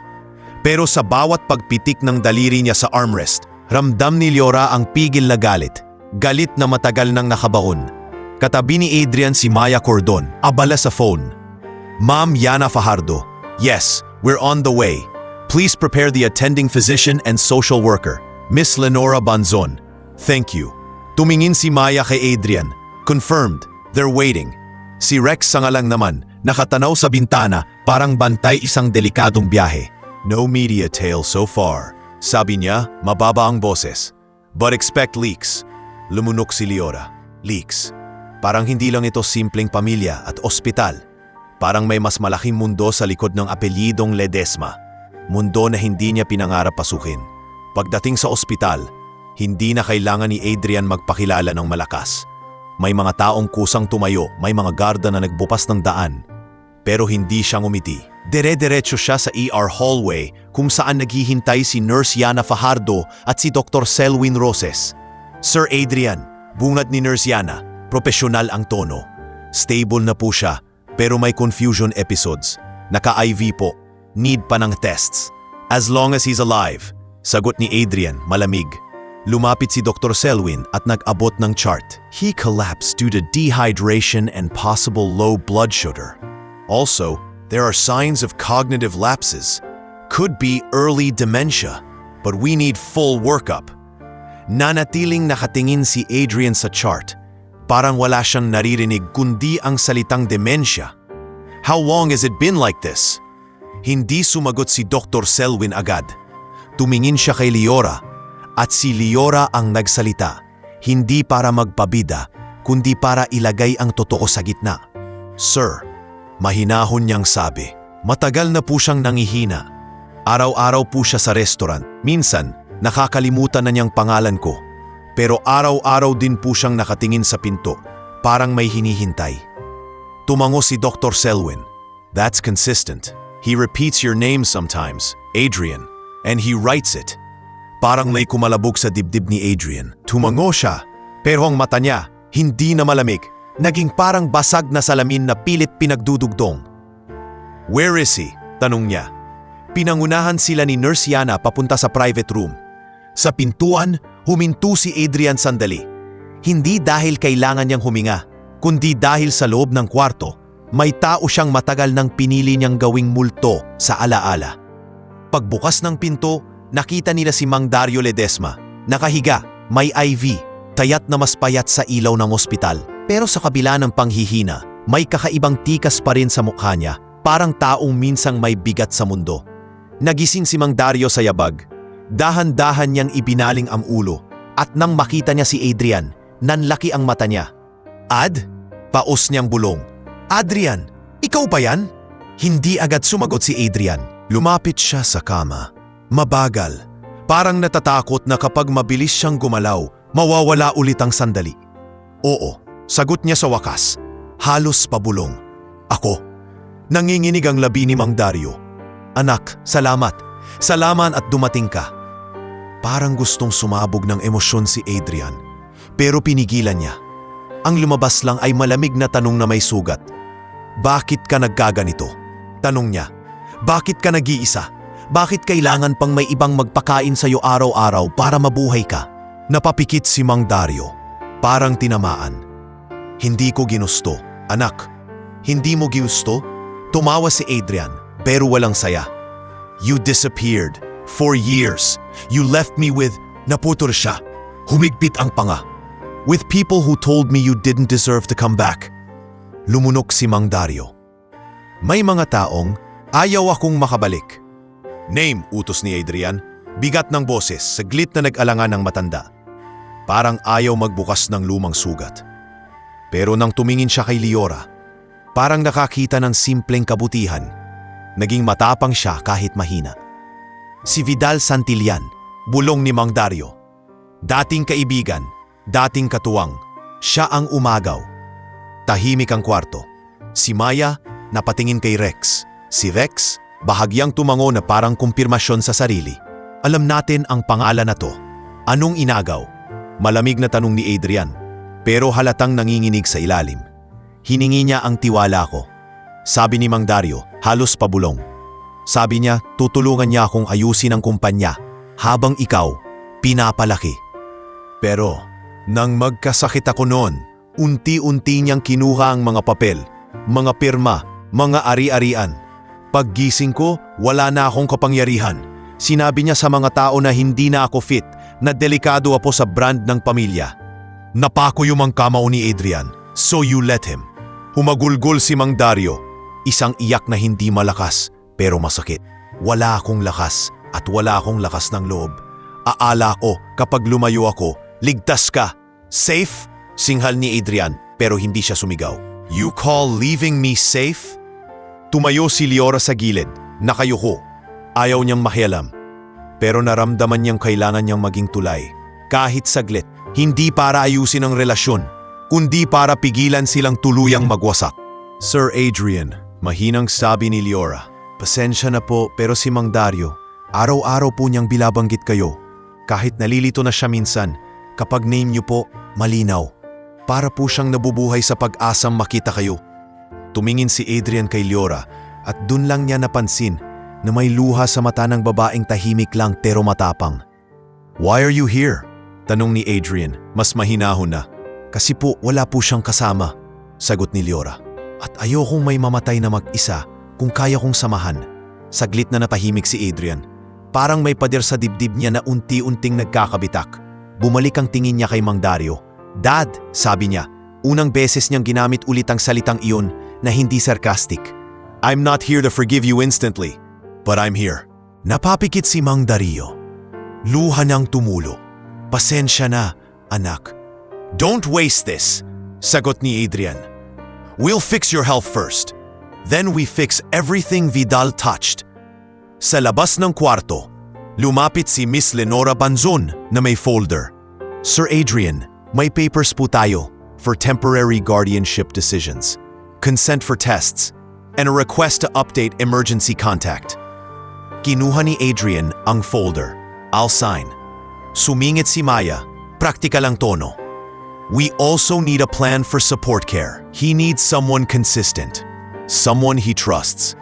Tumango si Dr. Selwyn. Correct. Senior care is not just money. It's routine. Tumingin si Adrian kay Liora.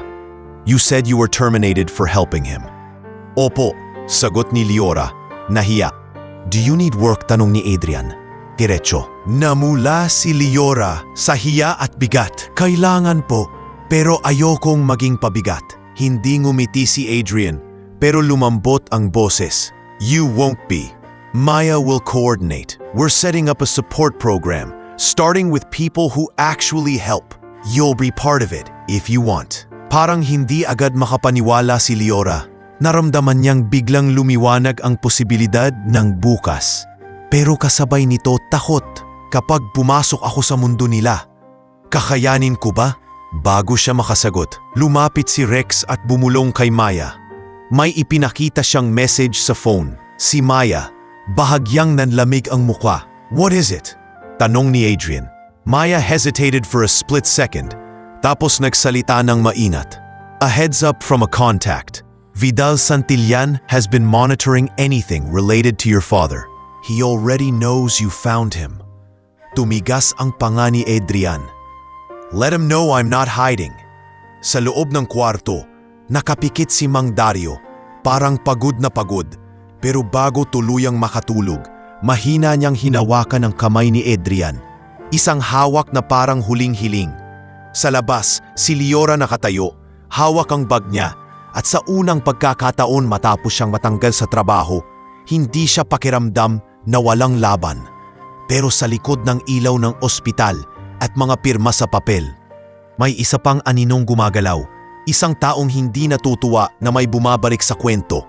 Si Vidal Santillan, na handang ipaalala sa lahat na sa mundo ng mayayaman, Ang kabutihan ay madalas sinusubukang tungisan bago pa ito tuluyang manalo.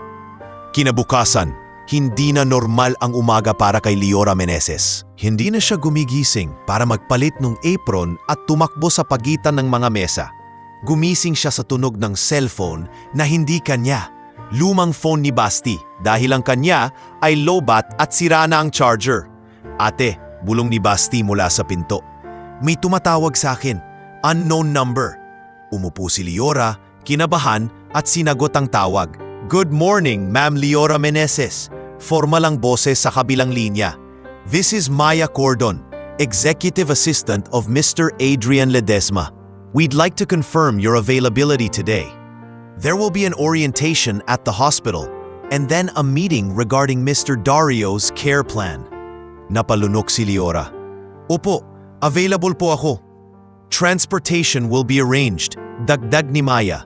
A car will pick you up at 9:30 a.m. Please be ready. Napatitig si Liora sa phone matapos ang tawag. Si Maribel nakaupo sa kama, tahimik lang pero halatang nag-iisip. Anak, mahinang sabi ni Maribel, hindi ito basta trabaho. Mundo ng mayayaman yan. Mag-ingat ka. Opo mama, sagot ni Liora. Pero sa loob niya, halo ang pakot at pasasalamat. Pero ito rin po yung chance natin. Bumuntong hinina si Maribel at hinawakan ang kamay ng anak. Chance, oo, pero huwag mong ibenta ang pagkataro mo para lang manatili. Tumango si Liora. Hindi po. Pagdating ng 9:30 may huminto sa tapat ng bahay. Isang maayos na sedan, malinis, tahimik ang makina. Bumaba ang driver na si Nolan De Vera, naka-polo shirt at magalang ang tono. Ma'am Liora, I'm Nolan, sabi niya. Mr. Ledesma's team, ready na po kayo? Ready na po, sagot ni Liora. Dala ang maliit na bag at baon na tubig. Bago siya sumakay, tumingin siya kay Basti. Mag-aaral ka ha? Tutulungan mo si mama. Opo, sagot ni Basti pero halataan ka ba? Ate legit ba yan? Batas scam. Napangiti si Liora kahit may luha sa gilid ng mata. Legit, basta ingat kayo dito. Sa ospital, hindi na siya dumaan sa pila. Pinangunahan siya ni Nolan sa elevator at sa hallway, sinalubong siya ni Maya na parang laging may oras, kahit halatang wala. Good, sabi ni Maya, diretso sa punto. We'll start with the care plan meeting. Mr. Adrian will join after a call. Also, we arranged a private nurse and a home care assessment. But Mr. Dario requested something specific. Napatigil si Liora. Ano po? Maya tumingin sa kanya. Parang sinusukat kung kaya niyang marinig ang bigat. He asked if you can visit daily. He trusts you. Parang may humawak sa dibdib ni Liora. Gagawin ko po kung kaya ko. Good, sagot ni Maya. But be aware people will question your intentions, especially with the family name involved. Para kay Liora, pamilyar ang linya. Sa Casa Belmonte kinwestiyon ang kabaitan niya. Ngayon, mas malaki ang mundo, mas malaki rin ang panganib. Sa meeting room, naroon si Miss Lenora Banzon, social worker, si Dr. Selwyn Roses at isang bagong muka, si Attorney Rina Sandejas, Corporate Counsel ng Ledesma Holdings. May isa pang babae, tahimik, naka-blazer na beige, at may matang parang laging naghahanap ng butas sa kwento, si Celia Marquez, PR consultant. Ma'am Liora, bati ni Miss. Lenora, thank you for coming. Tumango si Liora, maupo sa dulo, nanginginig ang tuhod, pero maayos ang postura. Nag-umpisa si Dr. Selwyn sa medical updates. Stable, but we need long-term monitoring. Cognitive assessment is scheduled. Nutrition plan is essential. Si Ate Rina sumunod. For legal purposes, Mr. Adrian will be primary decision maker. We will also file protective measures due to potential external threats. External threats? Maingat na tanong ni Liora. Bagamat alam niya na. Sumingit si Maya, kalmado. Vidal Santillan. He has influence. We suspect he may attempt to discredit anyone close to Mr. Dario. Doon pumasok si Celia Marquez. Malamig ang boses pero polite. This is where you come in, Liora. Public perception matters. A former waitress suddenly appearing in the Ledesma orbit. People will speculate. Nanikip ang dibdib ni Liora. Hindi ko po ginusto. Of course, putol ni Celia, smile na walang init. But the world doesn't care about intent. It cares about narrative. We need to manage it. Bago pa makasagot si Liora, bumukas ang pinto. Pumasok si Adrian Ledesma, naka-sleeves rolled up, halatang galing sa tawag. Sa likod niya, si Rex. Proceed, sabi ni Adrian. Umupo. What's the risk? Attorney. Rina tumingin sa kanya. Sir, we received information that Vidal Scamp is preparing a story, possibly alleging that your father was manipulated or taken advantage of by someone from the restaurant. Dahan-dahang napalingon ang lahat kay Liora, parang may spotlight na biglang tumama. Hindi nagsalita si Liora. Pinagmasdan niya si Adrian at doon niya nakita ang unang sinyalis ng proteksyon. Hindi sweet, hindi dramatic, pero matibay. If they come after her, sabi ni Adrian, diretso, they come after me. Celia ngumiti pero halatang hindi sanay sa emosyonal na linya. Yes sir, but we still need safeguards. Maya nagabot ng folder kay Liora. This is a simple contract. Not to silence you, just to protect your privacy and Mr. Dario's. Also, salary details, transport allowance, and health coverage. You'll be part of the care team. Namilog ang mata ni Liora sa salitang health coverage. Parang lumutang ang mukha ni Maribel sa isip niya. Ang reseta, ang tupi-tuping pera. Pero bago pa siya pumirma, nagtaas siya ng kamay. Pwede po ba? May tanong? Adrian tumango. Ask, kung parti po ako ng care team, mahinang sabi ni Liora. Paano po si mama ko? May sakit po siya. Ako po ang breadwinner. Hindi ko po kayang mag-stay dito kung wala po akong assurance na hindi kami mawawasak. Tahimik ang kwarto. Si Maya tumingin kay Adrian, parang naghihintay ng go signal. Si Celia, nakataas ang kilay na parang nag-judge kung ito ba ay demand. Si Adrian, diretso kay Liora. What condition? Hindi pa po malinaw. Pero kailangan po ng gamot at checkups. Sabot ni Liora, hindi nagmamakaawa. Naglalahad lang. Tumango si Adrian. Maya, arrange a full checkup for her. And your brother. If you're working with us, your family should not suffer. Napatakip si Liora sa bibig niya. Napapikit, muntik nang umiyak. Pero pinigil niya. Salamat po. Celia suminit, parang paalala. This is generous, but it increases scrutiny. People will say she's being paid off. Adrian tumingin kay Celia, malamig. Let them talk, I'll handle it. Pagkatapos ng meeting, dumiretso sila sa kwarto ni Mang Dario. Pagpasok ni Liora, nagmulat ang matanda. Mas malinaw ang mata ngayon. Liora, bulong niya. At kahit mahina, parang may relief. Bumalik ka. Opo sir, sagot ni Liora. Lumapit at inayos ang kumot. Andito lang po ako. Si Adrian, nakatayo sa gilid. Nakatingin sa kanila na parang may tinutunaw na matigas na yelo sa loob. Lumapit siya sa kama. Dad, sabi ni Adrian, we're arranging long-term care. You'll have nurses. You'll have a home. You'll be safe. Mumiti si Mang Dario, pero may luha. Ang gusto ko lang, huwag akong mamatay na mag-isa. Humigpit ang hawak ni Adrian sa bedrail. Sa labas ng kwarto, habang naglalakad sila sa hallway, lumapit si Rex at bumulong kay Adrian. Sir, may reporter sa lobby. Asking questions about restaurant incident and dismissed employee. Possible Vidal leak. Tumingin si Adrian kay Maya. Celia, handle the lobby. Celia tumango. Mabilis umalis, dala ang phone. Si Maya tumingin kay Liora. This is the first test. You'll be seen. People will take photos. Are you okay with that? Huminga ng malalim si Liora. Naalala niya ang Casa Belmonte. Kung paanong isang maliit na kabutihan, ginawang kasalanan. Ngayon, mas malaki ang entablado. Mas malaki ang pwedeng mawalang pangalan. Opo, sagot niya, kahit nanginginig. Basta po, hindi ko papabayaan si Mang Dario. At hindi ko rin po papayagang sirain nila ang totoo. At sa sandaling iyon alam ni Liora na ang bagong mundo ay may dalawang muka. Isa ang ginhawang matagal niyang pinangarap para sa pamilya at isa ang panganib na kayang kainin ang pagkatao niya kung hindi siya magtatakda ng hangganan. Sa lobby, narinig na nila ang mga boses.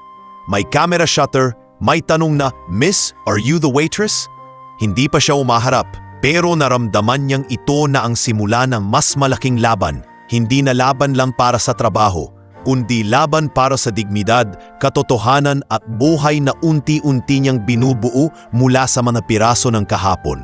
Sa lobby ng ospital, hindi na kailangan pang lumapit ang mga tao para maramdaman ni Liora Meneses ang bigat ng mga mata. May mga cellphone na nakataas, may mga tanong na hindi naman talaga naghahanap ng sagot kundi ng headline. At may mga boses na nagsasabing parang alam na nila ang buong kwento kahit kalahati lang ang nakita. "Miss, are you the waitress who got fired?"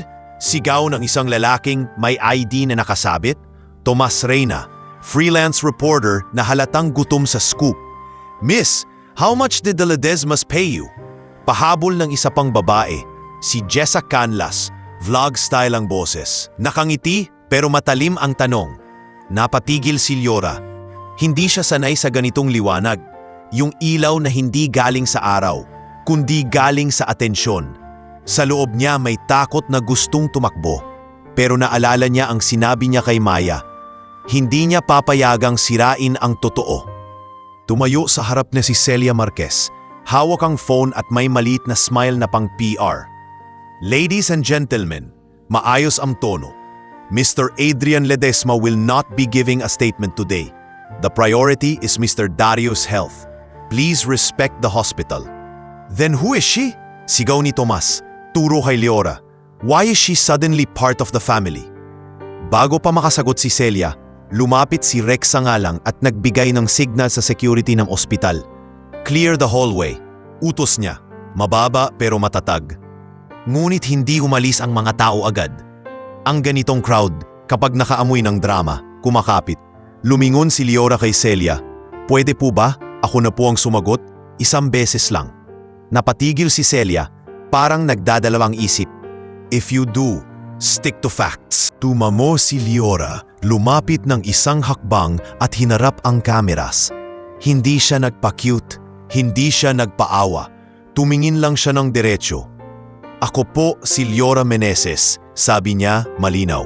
"Dati po akong waitress sa Casa Belmonte. Hindi po ako parte ng pamilya.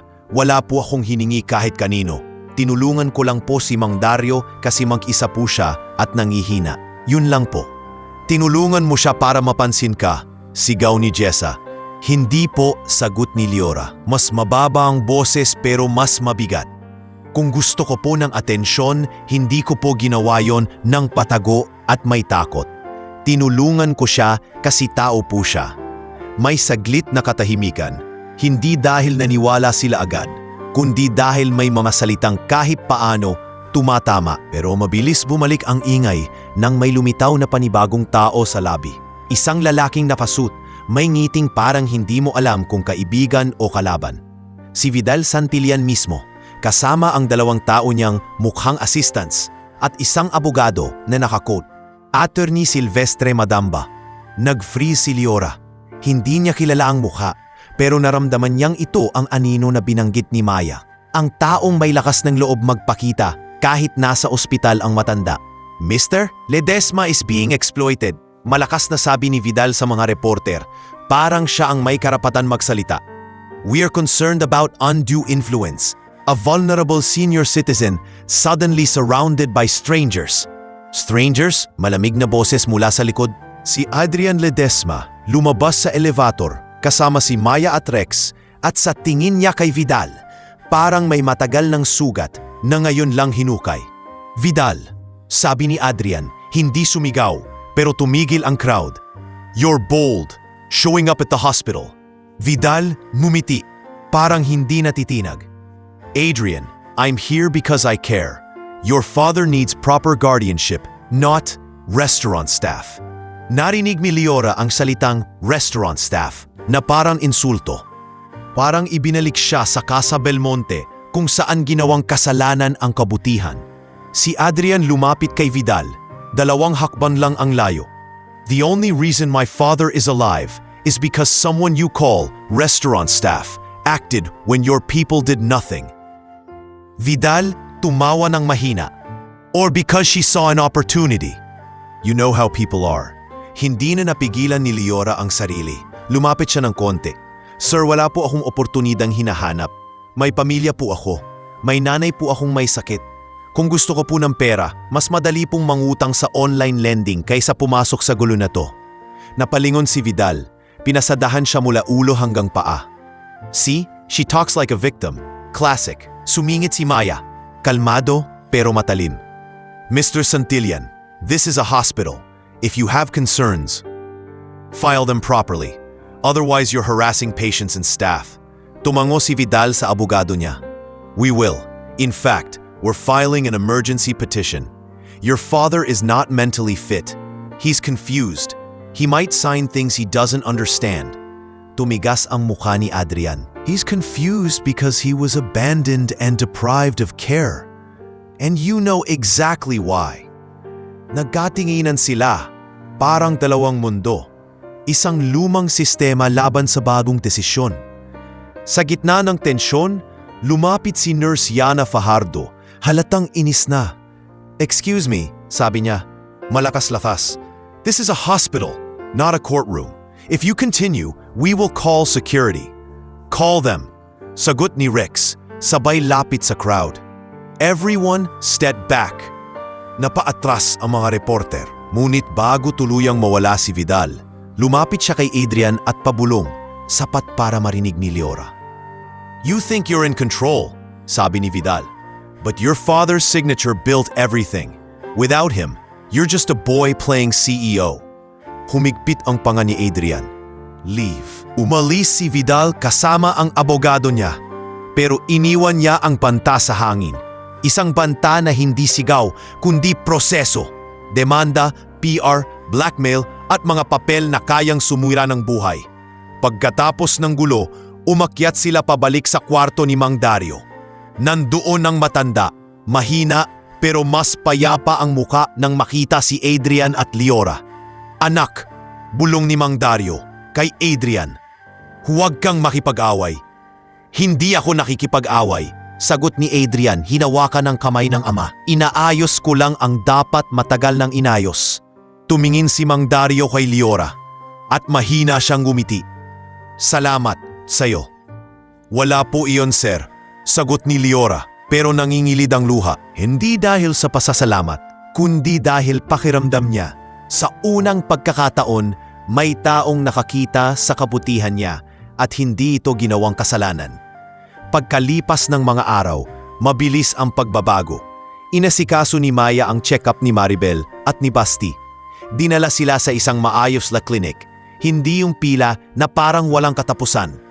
Doon nakilala nila si Dr. Kiana Lonto, internist na mahinahon at malinaw magpaliwanag. Ma'am Maribel, sabi ni Dr. Kiana, kailangan natin ng tests, pero huwag kayong matakot. Maaga pa ito. We can manage. Umiyak si Maribel sa klinik, hindi dahil sa sakit, kundi dahil may pagkakataon pala silang alagaan ng sarili bago pa mahuli. Si Basti naman, unang beses nakahawak ng bagong notebook na hindi galing sa ukay. Ate, bulong niya sa sasakyan pa uwi, parang panaginip. Hindi panaginip, sagot ni Leora. Pero kailangan pa rin nating magsikap. Samantala, inilipat si Mang Dario sa isang private rehabilitation facility para sa seniors. Pero hindi ito yung malamig na lugar na parang kulungan. May garden, may araw, may therapist. Dito nakilala ni Leora si Tita Sol Alvarez, head caregiver, matapang pero mabait. Leora, sabi ni Tita Sol, hindi madali ang alaga sa senior na may memory lapses. Hindi lahat ng araw sweet. Minsan magagalit siya. Minsan hindi kanya makikilala. Handa ka ba? Tumango si Leora. Opo, handa po ako. Hindi dahil gusto niya ang hirap, kundi dahil natutunan niyang ang kabutihan. Hindi lang isang beses na abot ng pagkain. Araw-araw itong pagpili. Isang hapon, habang nasa garden si Mang Dario, may hawak na libro, pero nakatulala, umupo si Adrian sa tabi niya. Dad, sabi ni Adrian, naalala mo pa ba, nung bata ako, yung araw na umalis ka? Napapikit si Mang Dario, matagal bago sumagot. Naalala ko, natakot ako. Takot ako na kapag nanatili ako, pati ikaw madadamay. Pero nadamay ako, sagot ni Adrian, nanginginig ang boses sa unang pagkakataon. Nadama ko yung pagkawala mo araw-araw. Tahimik si Mang Dario. Tapos dahan-dahan niyang hinawakan ang kamay ng anak. Pasensya na Adrian, hindi ko alam kung paano bumalik. Tumingin si Adrian sa malayo. Babalik tayo, hindi lang sa isa't isa, pati sa kung ano ang kinuha ni Vidal. Sa gilid, si Liora nakatayo, hindi nakikisali, pero nakikinig. At doon niya nakita, ang laban ni Adrian ay hindi lang laban sa kontrabida. Laban ito sa isang pamilya na nabasag at ngayon lang muling sinusubukang buuin. Pagdaan ng mga buwan, unti-unting gumaan ang buhay ni Liora. Hindi siya naging biglang mayaman sa puso, pero may regular na sahod, may health coverage at may dignidad sa trabaho. Nakapag-enroll si Basti sa mas maayos na school program. Si Maribel, may gamutan at mas komportable na ang hininga. Si Liora, natutong huminga nang hindi laging may takot sa bukas. Isang araw, habang naglalakad siya pauwi galing facility, tumawag si Chef Nardo. "Liora," sabi ni Chef Nardo sa phone, "narinig ko. Nabalita na nahuli si Sienna sa kalokohan. Si Gino, pinapatawag sa labor." Tahimik si Liora. "Chef, hindi ko na po gusto ng ganti." "Hindi ganti yon," sagot ni Chef Nardo. "Katarungan yon." Pagbaba niya ng tawag, tumingala si Liora sa langit na maliwanag. Hindi pa tapos ang laban. Alam niyang may darating pang kaso, may mga balitang pangit, may mga taong tulad ni Vidal na hindi basta sumusuko. Pero sa unang pagkakataon, hindi na siya nag-iisa. At sa puso niya, may isang tahimik na pangako. Kung ang kabutihan ang nagbukas ng pinto, pananatilihin niyang bukas ito. Hindi para maging bayani, kundi para patunayang may mga kwentong melodrama na hindi na uuwi sa pagkatalo, kundi sa unti-unting paghilom, pag-angat at bagong buhay.